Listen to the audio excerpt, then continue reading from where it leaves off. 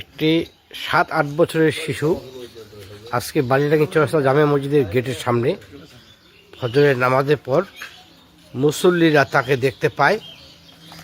একটি শিশুকে আজকে পাওয়া গেছে এবং এই শিশুটি, তোমার নাম কি বলো তো বাবা?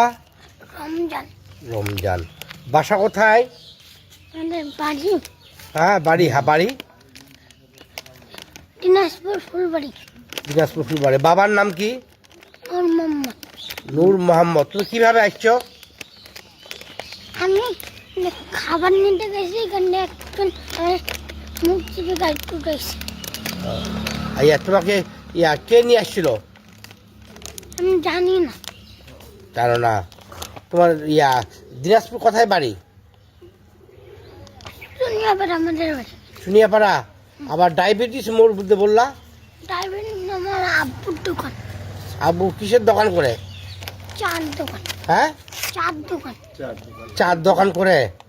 দিনাজপুর ডায়াবেটিস ফুলবাড়ি। ও, তোমার লেখাপড়া করো? লেখাপড়া করো না? মুরব্বী আপনি কখন পাইলেন তাকে বলুন? সকাল 6:30। আর তারপর অনেক লোকজন ওখানে ছিল, তো বসতে বাচ্চাটা তো বৃহস্পতি আসছে, এখন বাচ্চাটা কি করা যায়, মনে হয় আবার রাখো, থানায় হালতে আমরা দিব। হ্যাঁ, এ পর্যন্ত হ্যাঁ। আমরা ওসি মহোদয়কে অবগত করি। উনি বলেন যে থানায় নিয়ে আসেন।